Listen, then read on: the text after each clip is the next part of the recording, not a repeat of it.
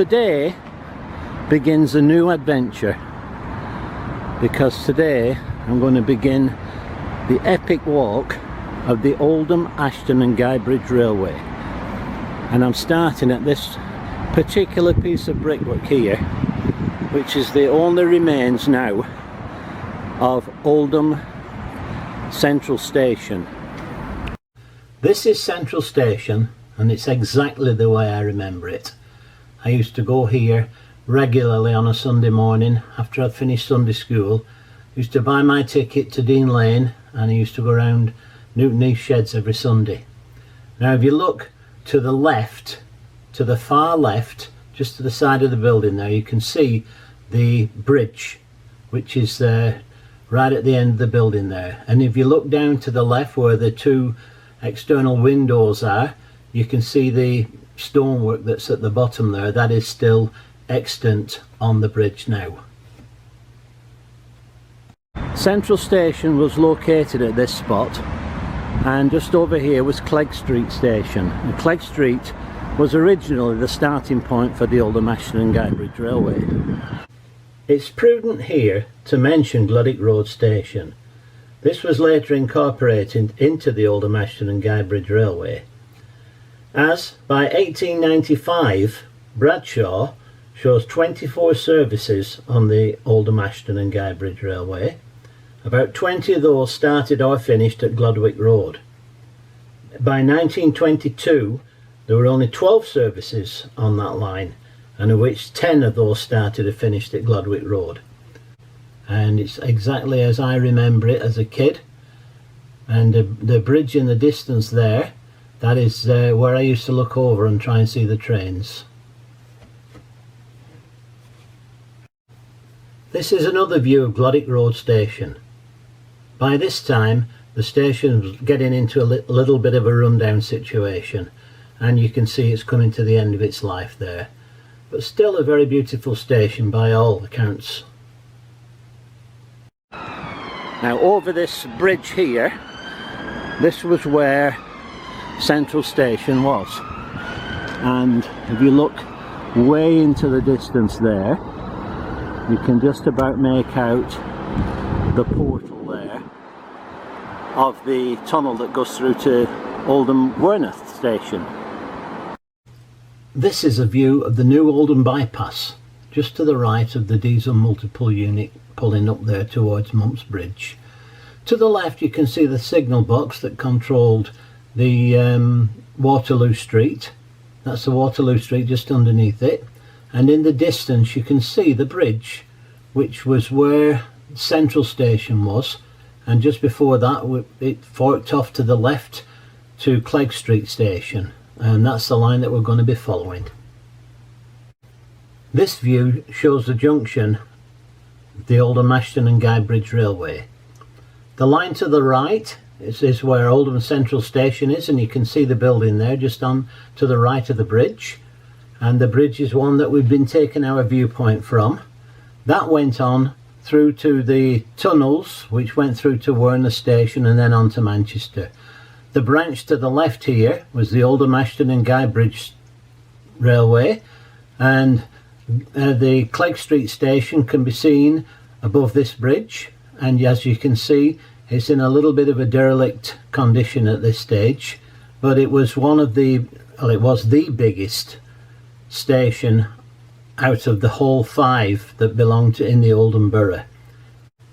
Just to the left of this picture you can see the parcels depot that was built specifically to handle all the mail order catalogue postings and stuff like that.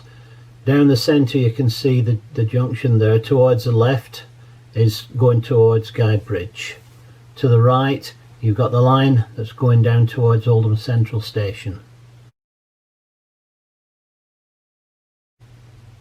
The Oldham, Ashton and Guy Bridge railway line opened on the 26th of August 1861. This is a view of Clegg Street Station, which at that time was a terminus for the OA&GB Railway.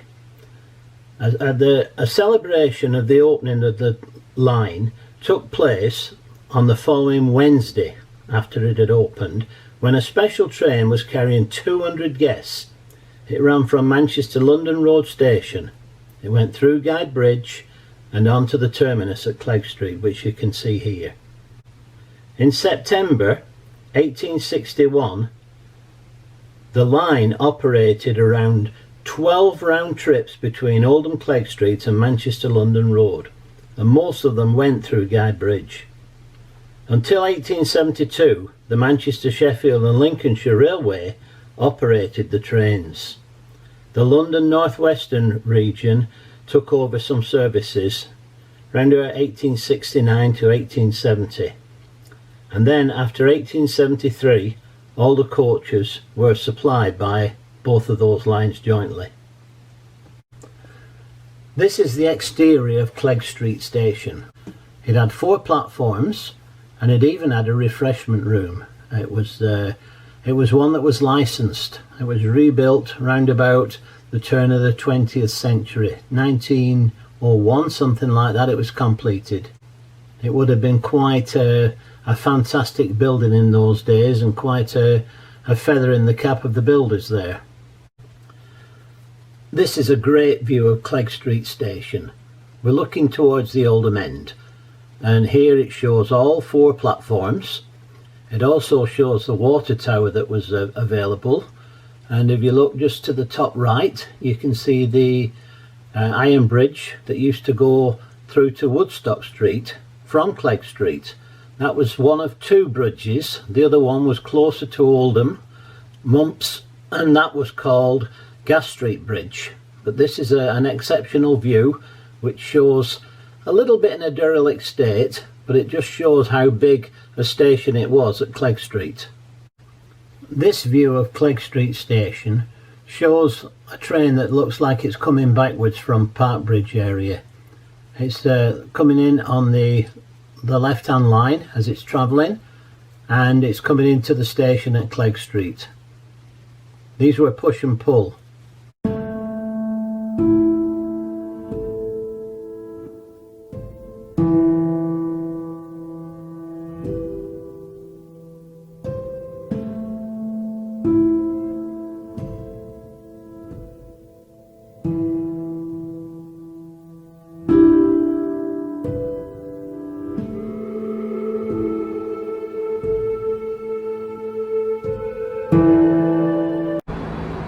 This was the original track to Manchester, and at this station here, Central, was actually part of Clegg Street. Clegg Street branched off over in this direction and headed towards Ashton-under-Lyne, and that's the route we're going to follow. We're going to start today and we're going to follow this route, hopefully all the way through to Guide Bridge station. Now, way in the distance there you can see all those trees in the distance. That's where the old warehouse was, and the old warehouse stood for a long time. There was lots of talk about doing it up, and it was being sold for £1 and converted into flats and hotels and all sorts of things, but it never came to fruition, and in the end it was so dangerous that they had to pull it down. Such a shame. It was an absolutely fantastic building.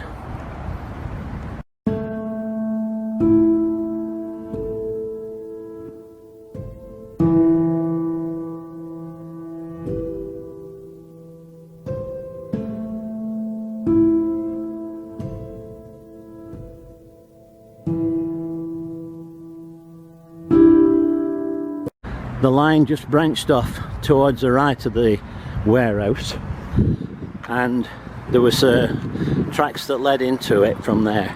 The line from here had to cross Glodwick Road, which is this road up here, and the way it is that was through a bridge. So we're going to find the location of that bridge now, and then we're going to start to follow the line from that point. I can just about make out the buttress of the bridge from here. You can see it. It's in a little bit of disrepair at the moment. But this, it is in a state of disrepair. So this was the bridge, and there was the line down there. and you can see here just exactly where the trains used to go under. Looks like it has been built up slightly. It's been filled in anyway.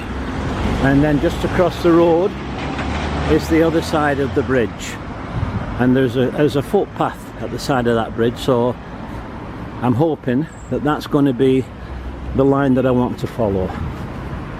So this is the other side. I don't know what these plates are here for, either reinforcing, or there's two of them. I can't see it being a sign really, but as you can see it's well built up on this side, although it is much deeper down there if you can make it out.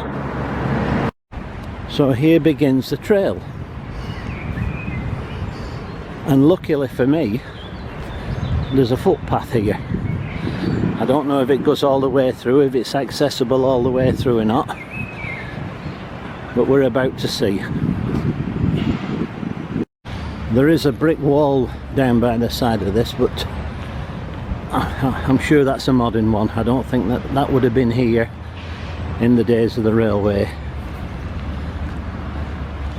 And don't forget, I think this railway line as a passenger service, I think it ended in 1955, so we're talking quite a long time ago. But it's marvellous that they've redone it into a walk, so you can still follow the track of the original line.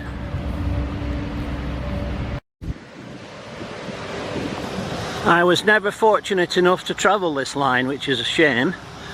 Well, to be honest, I never had any reason to go to Ashton-under-Lyne Bridge, but it would have been a lovely line. There's the Alexandra Park to the left, and the line just came down here and followed it all around. And I don't think there were no viaducts or embankments or anything. It was just a straight run down to Honeywell Lane. Just bends a little bit here, so this wouldn't have actually been the line, it would have been more to the left here. I can't see any 060 locomotives negotiating this tight curve, can you?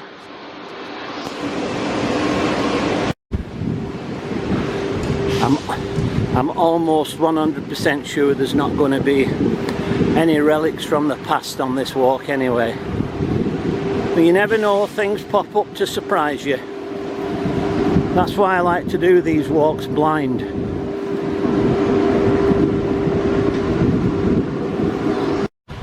It's now a very pleasant walk, I must add.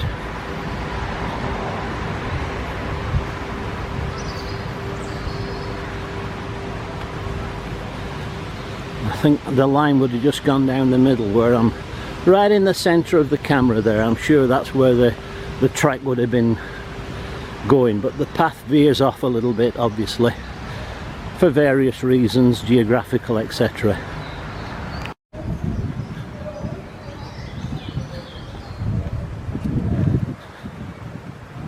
We're now entering a nice little sheltered area.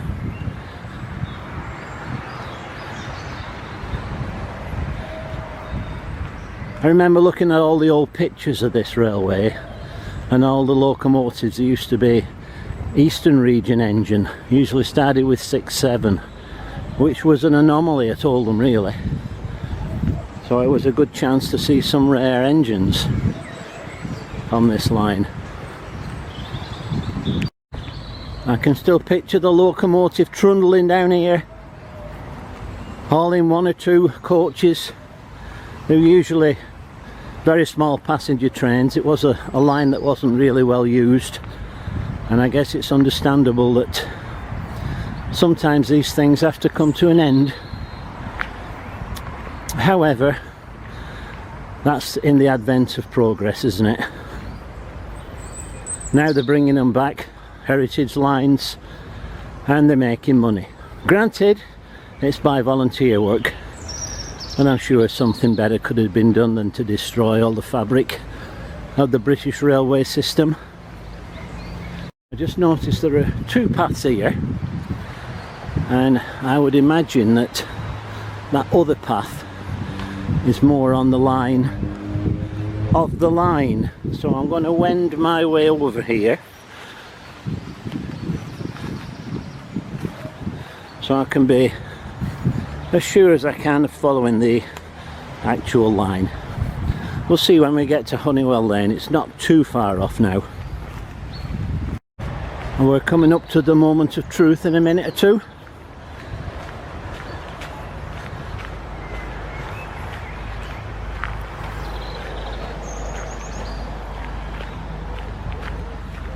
That's the other path over there. This is the path I chose. I can see a car in the distance going up a slight brew. That must be Honeywell Lane.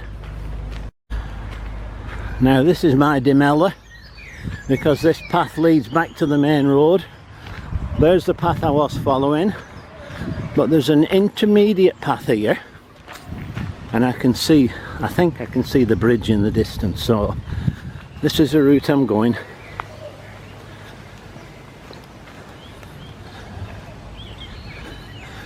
Of course, way down there the other path, so I'm about right in the middle here.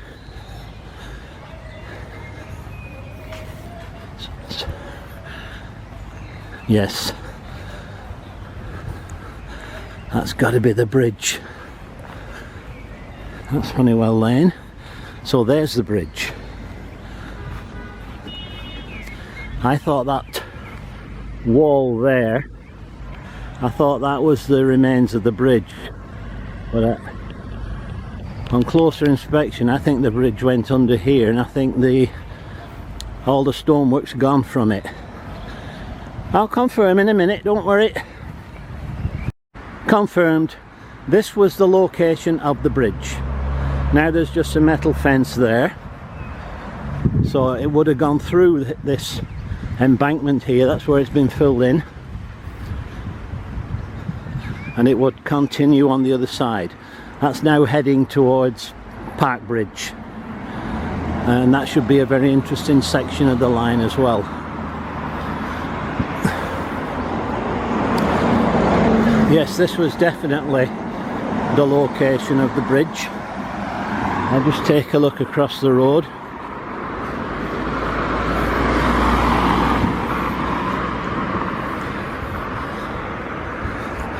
And there is a path there that continues. You can just about make it out in the underbush. So it's good news. This is the Honeywell Lane bridge that I remember so well. I must explain, I used to walk over this bridge at least once, maybe twice every night, and for reasons that I'll keep to myself, put it that way. But it has fond memories for me, this bridge, and it's a shame to see that it's gone. But you can see where the trains went through, and now it's all been filled in now. It's also good news that there's a sign for a footpath here, so that probably joins up with that path. Ooh, it's a little bit cramped down there, but we're going to have to do it. That's all there is to it.